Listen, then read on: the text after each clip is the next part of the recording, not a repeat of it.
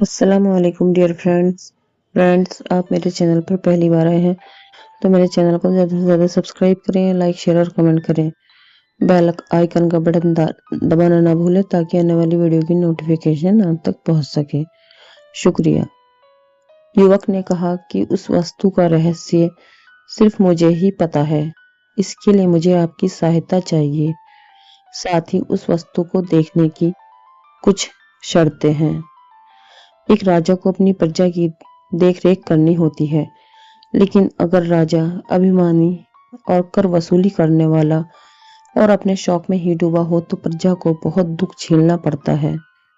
एक छोटे से राज्य का बड़ा अभिमानी था। गांव में किसानों की हालत बहुत खराब थी।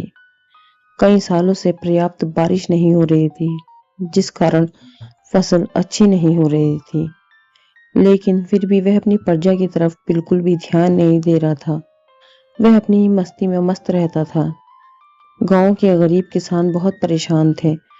उनके पास न खेती करने के लिए पर्याप्त धन नहीं था, बीज और दूसरी व्यवस्था करने के लिए भी उन्हें बहुत परेशानी हो रही थी।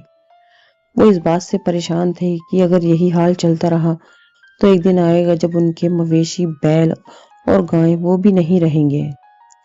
इसकी सूचना राजा को भी थी, लेकिन राजा के अपने दरबार में ही रहता था। तरह तरह के खेल नाटक का आयोजन भी करता था। अपने शौक की चीजों में वह धन को उड़ाता था। राजा को खूबसूरत अनोखी वस्तुओं को एकत्रित करने का शौक था, लेकिन उसने राज्य की ओर ध्यान नहीं दिया। कई बार राज्य के जो गरीब किसान थे, राजा के दरबार में गुहार लगाने गए थे। उन्हें सिर्फ दिलासा देकर वापस लौटा दिया जाता था।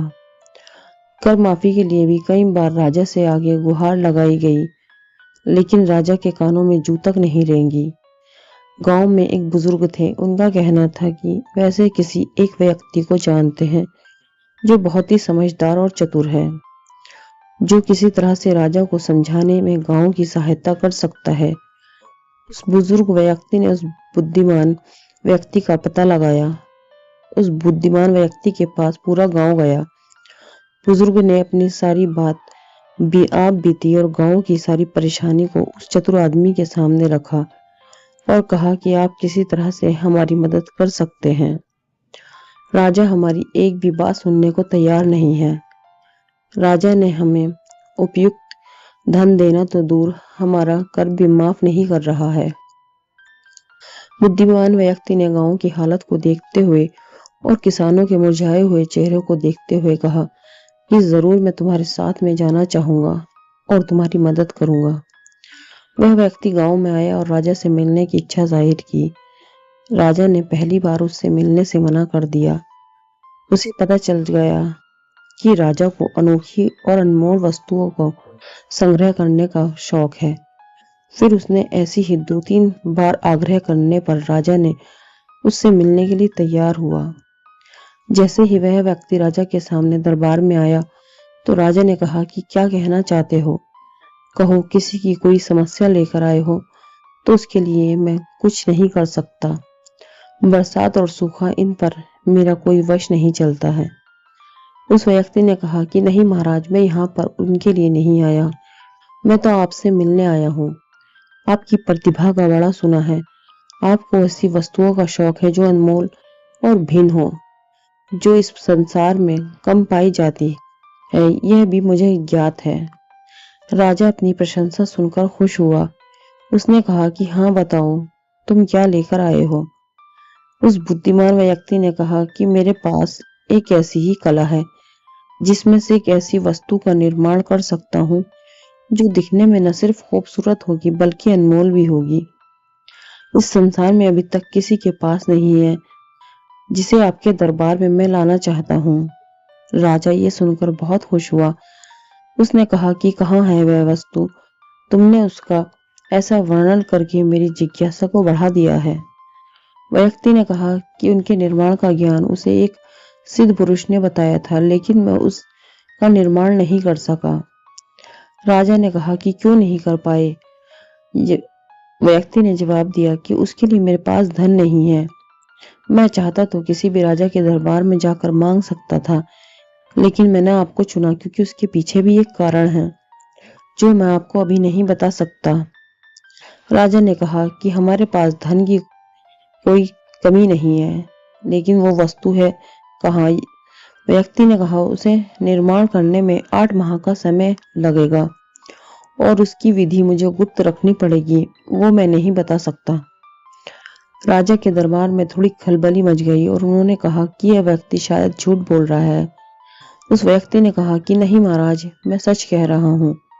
मैं आपको एक ऐसी वस्तु का निर्माण करके दूंगा जिसका रहस्य सिर्फ मुझे पता है। वो आज तक इस संसार में न कोई बना पाया है और न कोई बना पाएगा, और वो सिर्फ आपके दरबार में होगी। 8 महीने के प्रयास से मैं उसे ला सकता हूँ।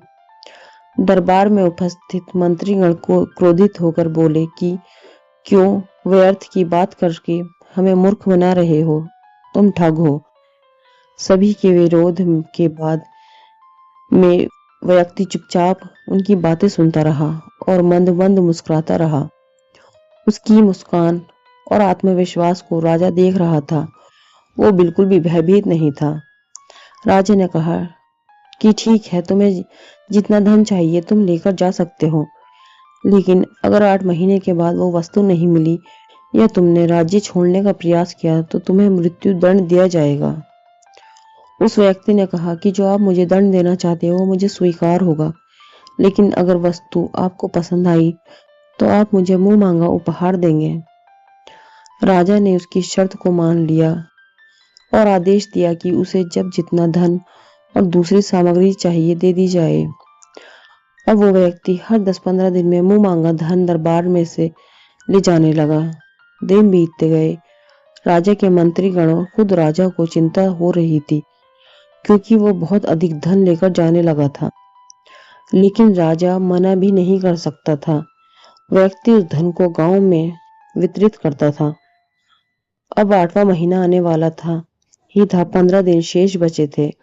तब वो राजा के दरबार में उपस्थित हुआ और उसने राजा से अकेले मिलने को कहा। राजा उसकी बात को मान लिया और उसे अपने कक्ष में बुलाया और पूछा कि कहो, ऐसा क्या है जो तुम कहना चाहते हो?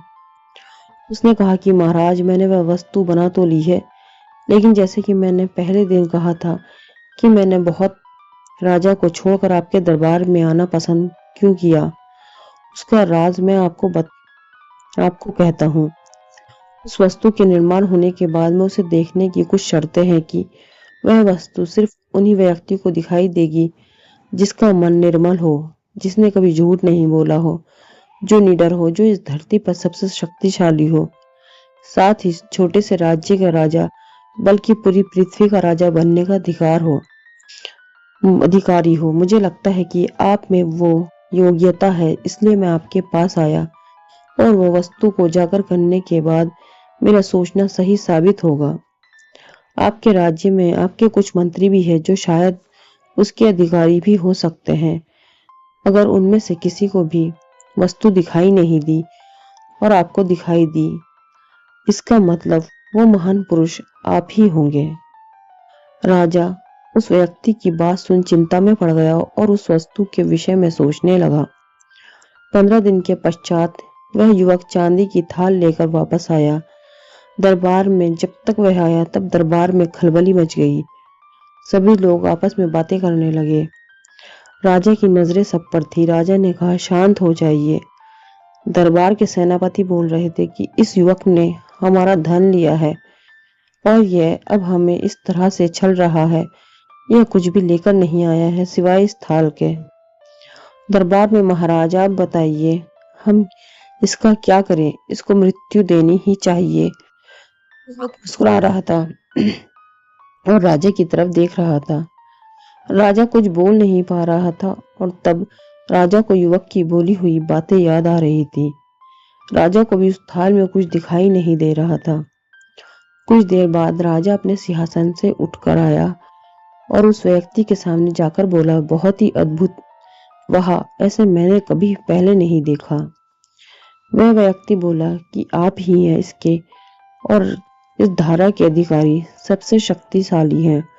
कृपया इसे ग्रहण करें और मुझे आज्ञा दें। राजा ने खुश होकर उसे और धन दे दिया और वह धन ले जाकर उसने फिर से उन किसानों को दे दिया। किसानों को उस धन से बहुत सहायता हुई जो उसने 8 महीने के समय में दिए थे। साथ ही कुछ सालों का सूखा इस बार टूट गया और फसल भी ठीक हुई। इस तरह समझदार युवक ने राजा को सबक सिखाया। फ्रेंड्स, आपको ये कहानी कैसी लगी हमें कमेंट में बताइए। मेरे चैनल को सब्सक्राइब करें, लाइक शेयर और कमेंट करें। शुक्रिया। अल्लाह हाफिज।